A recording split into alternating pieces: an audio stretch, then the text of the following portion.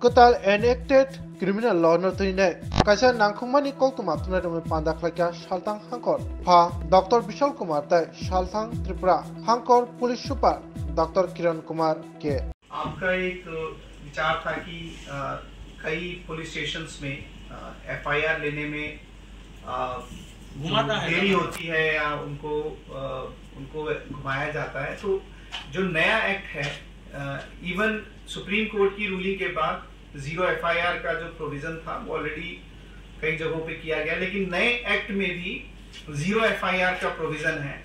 इसका मतलब ये है कि मान लीजिए कि आमतली पुलिस स्टेशन के जुरिसडिक्शन में कोई ऑफेंस होता है, लेकिन वहां पे वो किसी वजह से पुलिस स्टेशन में एफआईआर नहीं करा पाते हैं, तो वो पुरुष या महिला खैरपुर या जिस लोकेशन में भी वो समझते हैं कि वहां एफआईआर की जा सकती है वहां कराएंगे। और जो भी थाना इंचार्ज है उनका फर्ज बनेगा कि वो जीरो एफआईआर करके और उसको कंसर्न जुरिसडिक्शनल पुलिस स्टेशन जिस एरिया में ये ऑफेंस हुआ है उसको ट्रांसफर कर दें। दूसरा, इस नए एक्ट में ईएफआईआर का भी प्रोविजन है। तो ईएफआईआर के लिए इस नए एक्ट में प्रोविजनिंग है कि हर एक थाने में एक नोडल ऑफिसर रहेगा और ऑनलाइन एफआईआर फाइल की जाएगी। जो भी थाना इंचार्ज है वो देखेंगे कि जो ईएफआईआर फाइल करी है इसकी इस एफआईआर के क्या प्रोविजंस हैं। अगर वो कॉग्निजेबल ऑफेंस होते हैं तो इमीडिएटली रजिस्टर कर लिया जाएगा, अगर वो नॉन कॉग्निजेबल ऑफेंस होते हैं तो मजिस्ट्रेट से बात करके उनसे परमिशन लेके इन एफआईआर को लॉन्च किया जाएगा। तो इन दोनों पहलुओं पे काम हुआ है, जीरो एफआईआर का और ईएफआईआर का। मैं उम्मीद करता हूं कि आप अपना जो भी वो है उनको बताएंगे इनकी सर्विसेज। और जो प्रेजेंट सिस्टम है हमारे स्टेट में, जो सीएम हेल्पलाइन है, आप उसका भी यूज कर सकते हैं एडमिनिस्ट्रेटिवली अगर इस तरह की कोई कंप्लेन आती है तो। जैसे कि सर आप सबसे जो इम्पोर्टेंट है पहले और अभी के कानून में वो ये था कि अभी का जो कानून है वो जस्टिस डिलीवरी सिस्टम को टाइम बाउंड करना चाहता है। जो नए प्रोविजंस हुए हैं एविडेंस कलेक्ट करने के, जिसमें वीडियोग्राफी और ई टेक्स्ट और ई मेल्स का प्रोविजन है, उसको इंक्लूड करना चाहता है। तीसरा, ये नागरिक जो है उनका फ्रेंडली है, ठीक है। जैसे आपने ईएफआईआर, जीरो एफआईआर की बात करी, अथवा किसी को भी पार्डन डिस्चार्ज करने से पहले विक्टिम की बात करी गई, विक्टिम से पूछा जाएगा। तो सबसे पहले ये सिटीजन सेंट्रिक है, ये टाइम बाउंड डिलीवरी देना चाहता है। और तीसरा है ये नई टेक्नोलॉजी और नए एविडेंस का जो फॉरेंसिक साइंस हो, electronic way of media, electronic way of evidence collection हो, इनको प्रोविजन देता है, ठीक है। जो किसी भी कानून या किसी भी जुडिशियल या लीगल सिस्टम का मेन पर्पस क्या है कि जब जो भी ऑफेंस हो सबसे पहले तो उसमें सजा हो और विक्टिम को विक्टिमाइज ना किया जाए इस पूरे प्रोसेस के दौरान। मतलब विक्टिम को असुलियतें ना हो और दूसरा सजा श्योर हो और शॉर्ट ड्यूरेशन में हो। उन सभी पहलुओं पे ये काम कर रहा है। जो हमारे एक फिल्म थी दामिनी, उसमें वकील साहब ने बोला था कि तारीख पे तारीख, तारीख पे तारीख, तो उसी तारीख को ये शॉर्टर करना चाहता है। और जैसे उस फिल्म में भी विक्टिम का विक्टिमाइजेशन हुआ था, मतलब जिन्होंने आपने फिल्म देखी होगी ना, तो उसी विक्टिमाइजेशन को रिड्यूस करना है कि विक्टिम को ऐसा ना लगे कि वो अगर वो कोर्ट में जाता है तो उसने गलती कर दी, है ना। और हमारी जो प्रोसिक्यूशन या हमारी जो पुलिस है उसको एम्पावर्ड करता है कि जो नए टाइप्स ऑफ टेक्नोलॉजिकल एविडेंसेस का कलेक्ट करने का तरीका है वो उसको यूज कर सके। तो उसकी वजह से क्या होगा कि ये हमारे स्टैंडर्ड ऑपरेटिंग प्रोसीजर्स में आ जाएंगे and then we are able to give the justice to the victim. जो मेन किसी भी कानून का मेन पर्पस है कि जो विक्टिम है उसको जस्टिस मिलना चाहिए। और कुछ प्रोविजंस थे जो जैसे जो आज की जो इवोल्यूशनरी जो पद्धति है उसमें दे आर वेरी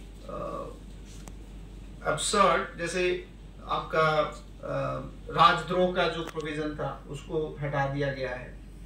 फिर समलैंगिक जो संबंध थे, जिसको हम लोग गे और लेस्बियन बोलते थे, 370 जो आईपीसी का प्रोविजन था, या अननेचुरल सेक्स का जो प्रोविजन था, उसको नॉन विक्टिमाइज कर दिया गया है, उसको नॉन क्रिमिनलाइज कर दिया गया है। तो इस तरह के जो पुराने प्रोविजन थे उसको हटा दिया गया है और एक्ट को महिलाओं और बच्चों के लिए और फ्लेक्सिबल बनाया गया है। चाहे वो पनिशमेंट्स की बात हो, चाहे वो एविडेंस कलेक्ट करने की बात हो, उसमें इसको इम्प्रूव किया गया है। तो आप मोटा मोटी देखेंगे तो जो भी पुराने एक्ट थे, जो आज से 100 साल 150 साल पहले के एक्ट थे, उनको मोर पीपल सेंट्रिक किया गया है।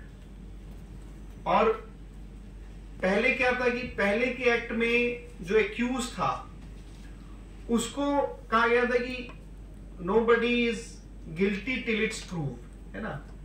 उसमें अब विक्टिम की फोकस करके ज्यादा काम किया गया है। विक्टिम जो है, जो ग्रीवेंस जिसने जमा किया है, उसको भी ध्यान रखा गया है कि उसका भी साथ सरकार दे, उसको बार बार तंग ना किया जाए। जिसमें इसमें एक क्लॉज है जिसमें बोला गया है कि सेक्सुअल असॉल्ट के केस में जो भी इन्वॉल्व है उनका वीडियो माध्यम से उनका बयान लिया जाएगा और वीडियो माध्यम से उसका कलेक्शन किया जाएगा। तो इससे एक बहुत बड़ा रिलीफ मिलता है, खासकर विक्टिम जो हमारे वो लोग हैं।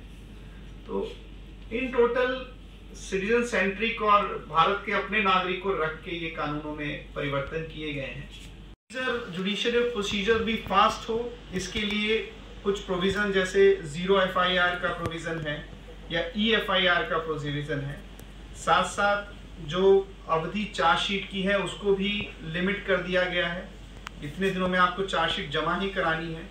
फिर अगर कोई नागरिक कंप्लेंट डालता है पुलिस स्टेशन में तो उसका फीडबैक भी उसको 90 दिन के अंदर और उसके बाद 15 दिन के अंदर देना है। तो इससे हमारी जो जुडिशरी है या जो हमारा पुलिस तंत्र है, इसकी अकाउंटेबिलिटी भी, टाइम बाउंड अकाउंटेबिलिटी भी फिक्स करने की कोशिश की गई है। और जो भी जजमेंट है उसको ऑनलाइन अपलोड करने का इसमें compulsory as per act provision दिया गया है कि 7 दिन के अंदर आपको करना पड़ेगा। इसके साथ साथ गवर्नमेंट के भी कर्मचारी अगर किसी ऑफेंस में इन्वॉल्व होते हैं तो उनमें भी बोला गया है कि 120 दिन के अंदर सरकार को परमिशन देनी पड़ेगी अथवा वो डीम्ड परमिशन माना जाएगा और कार्रवाई उपयुक्त की जाएगी।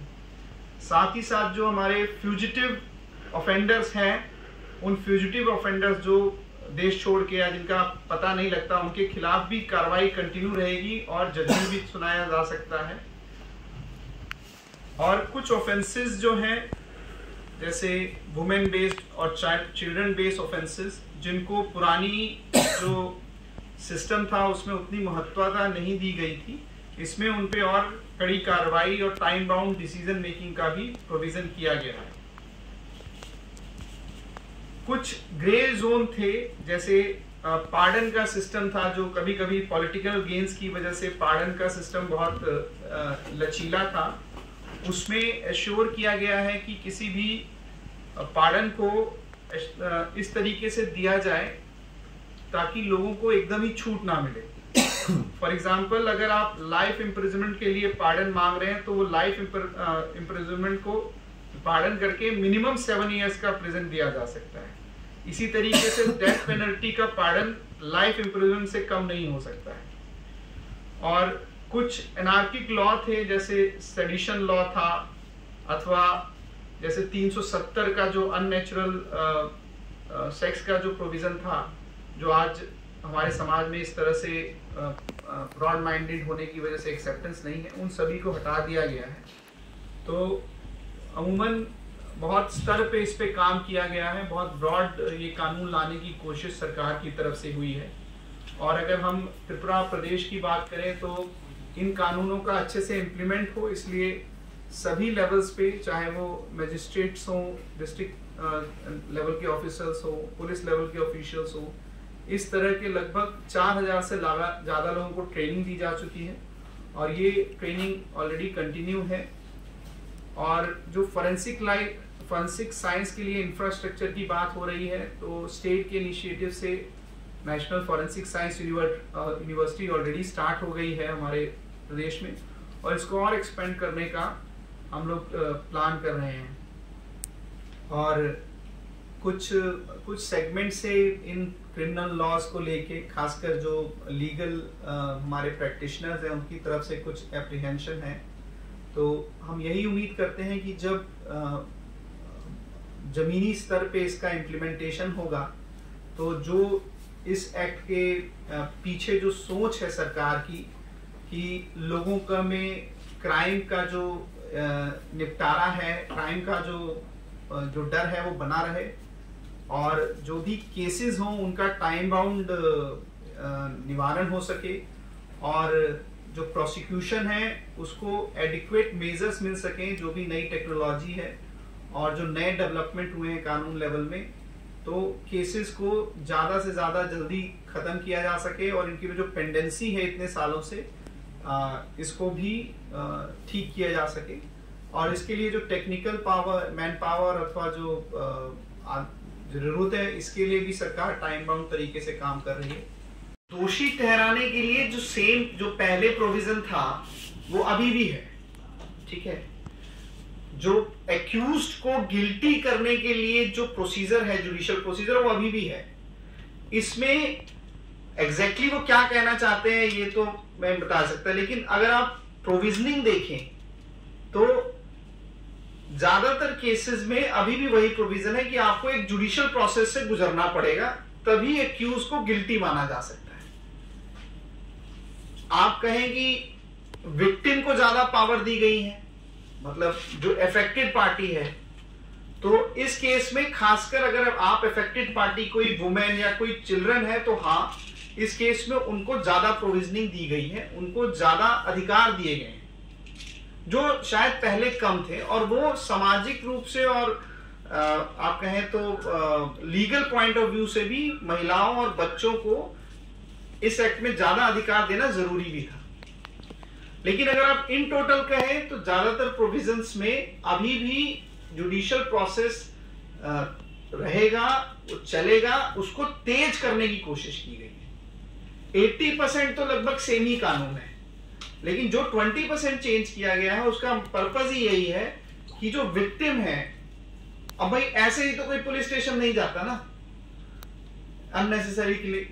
You can use your simple mobile भी यूज कर सकते हैं, या ईमेल से भी आप कोई भी इलेक्ट्रॉनिक डिवाइस लेके कहीं से भी आप ओसी को एड्रेस करके कंप्लेंट कर सकते हैं। हमें वो रिसीव होने से हम लोग तुरंत उसको, जैसे डीएम साहब ने बताया, ये कॉग्निजेबल होने से तुरंत हम लोग उसको एक्शन लेंगे। नॉन कॉग होने से मजिस्ट्रेट का जो नॉर्मल एफआईआर का जो प्रोसीजर होता है। सर अभी पुलिस के डायरी में या कोर्ट में कभी भी तो आईसीपी ये तो लिखा नहीं होगा ना आज से? आईसीपी जो है हमारा इंडियन पेनल कोड जो है, नहीं वो आईपीसी लिखा होगा क्या? मतलब अभी बहुत सारा केसेस आईपीसी में भी चल रहा है। अच्छा, वो तो कंटिन्यू हो रहा है। और अभी मानिए अभी एक कंप्लेंट आ गया, लेकिन उसका डेट है जुलाई 1 से पहले, तब तो आईपीसी में इसका मतलब पुराना भी है, कंटिन्यू रहेगा, नया भी होगा। मान लीजिए कि आज 1 जुलाई को कोई ऑफेंस हुआ और वो ऑफेंस किसी प्रोविजन में है, कोड में, किसी कोड में डाला गया है, तो जब वो लिखा जाएगा तो वही लिखा जाएगा, भारतीय विधान संविधान फलाना, उसके बाद उसको रजिस्टर किया जाएगा। आज से रिलेटेड जो भी ऑफेंस है, अगर डेट ऑफ अकरेंस पीछे से है तो वो फिर उस ऑफेंस में लिखा जाएगा। हाँ, लेकिन मैं वही कह रहा हूँ, आज के बाद कोई भी केस हो इसमें तो आईपीसी तो लिखा नहीं होगा। होगा वही, अगर सोचिए नया बोल रहा है, नया जो आएगा कंप्लेंट केस आया, अच्छा, लेकिन वो डेट ऑफ अकरेंस हुआ है मार्च महीने में, अभी कंप्लेंट दे रहा है, तो वो तो आईपीसी में होगा। लेकिन अगर आज कोई ऑफेंस होता है, मैंने ये करूँ अगस्त में हुआ, मान लीजिए नेक्स्ट अगस्त में किसी ने ये केस फाइल किया, लेकिन कब घटना हुआ जुलाई के बाद, 1 जुलाई के बाद, तो फिर तो ये बीबीबी लगेगा, तब तो आईपीसी नहीं होगा। नहीं, कोई भी